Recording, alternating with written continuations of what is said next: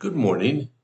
This is John from the Springs Mennonite Church, and I'm here today on this second week of the topic about Moses to share a little bit more about his life and how that might apply to you. Now, I know Moses was really special. I mean, after all these years, people still talking about it. I kind of get the feeling that when my time comes to pass along, I don't think people are going to talk about me for thousands of years. I'm not in that league, but I am in the league that says that God has special plans for each of us. So here we find ourselves in the 17th chapter of Exodus.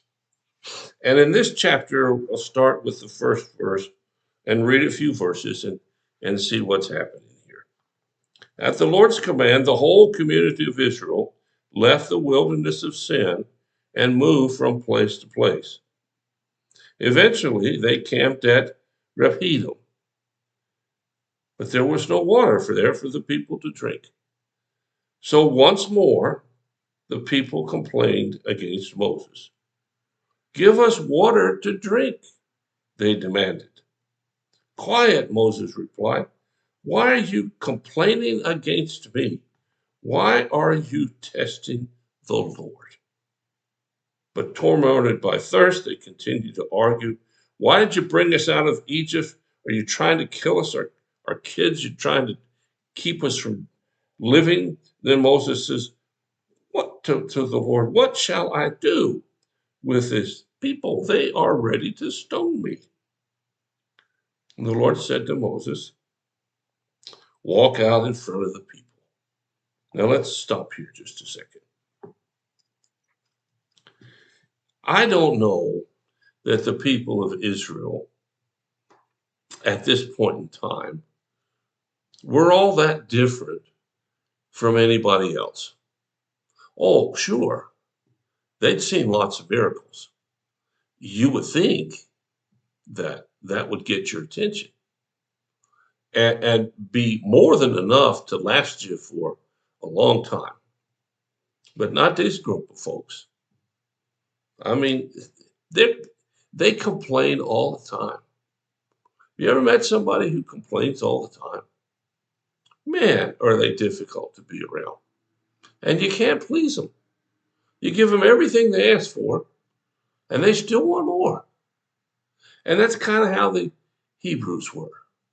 And Moses has the task of trying to lead them. I tell you, if it had been me, I'd have quit a long time previous to this. I'd have just said, hey, God, I'm sorry. You got to find somebody else. Well, actually, Moses tried that one too, and it didn't work out as we've talked about earlier. So here we go. They get to the new place and there's no water. Well, obviously, you have to have water. I mean, this is not an option. It's not like a nice candy bar. It's critical. And they don't have any. So then they start moaning and groaning and complaining and fussing. Have you ever been like that? Things didn't work out the way you wanted, and you're just miserable. So if you're miserable, what do? Well, you want to make somebody else miserable too. We don't want to be miserable by ourselves very often.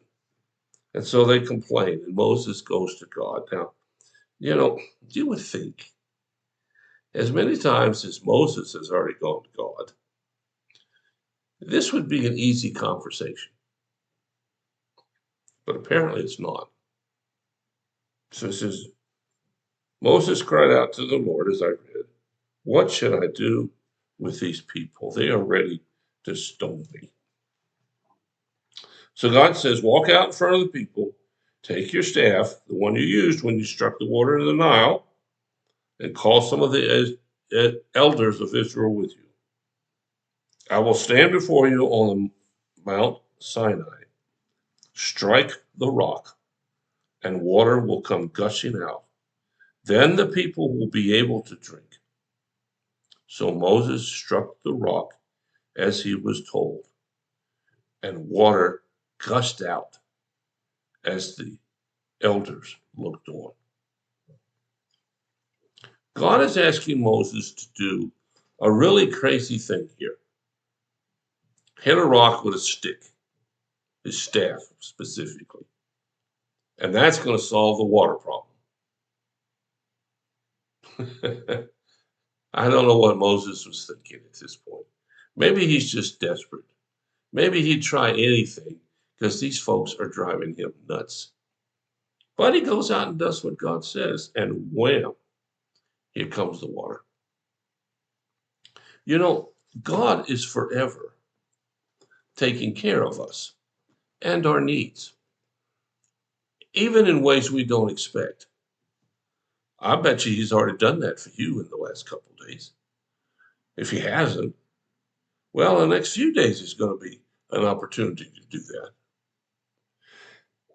God is watching over Moses and the people of Israel. Now, maybe Moses knows it. Evidently, he does when he says, what are you going to do? You got to help me. But the people don't know it. You would think after all they'd been through, this ought to be a piece of cake. But it isn't. People are stubborn. People are hard-headed. People want immediate responses from God. And maybe you're one of these kinds of folks. Somehow or another, we have to get it through our heads that God isn't going to let us fall apart. He isn't going to walk away at the most difficult point.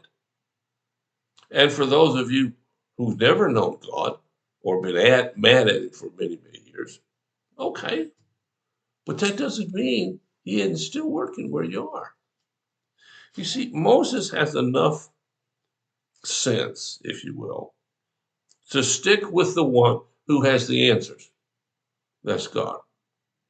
He has enough desire to want to stay on God's good side, if you want to phrase it that way. So he says, what do you want me to do? And whatever God had told him at that moment, I'm confident he would have done it. Now, in this case, he says, take your staff and hit this rock. I don't know what Moses was thinking. I don't know whether he hit the rock out of frustration. I don't know if he hit the rock out of a sense of expectation.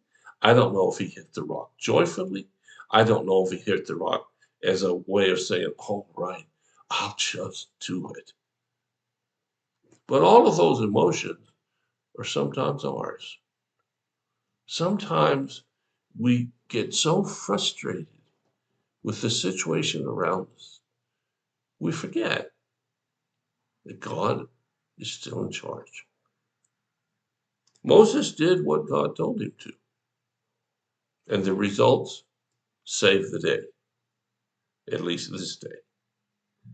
So my question to you today is, are you doing what God wants you to do? I don't care how long you've been doing it. I don't care how old you are. I don't care how young you are. I just ask the question, are you doing what God wants you to do? If you are, you can have the confidence in the world, all of it, to know that you're in God's hands. If you don't know that, well, my friend, you're going to struggle. And you're going to struggle for a long, long time. So let us work to be like Moses here. Gets frustrated, but does what God tells him to do. You think about that. See how well you're doing. And thanks for listening. And if you have a prayer concern or a need, let us know. We'll do whatever we can as fast as we can to help meet your need.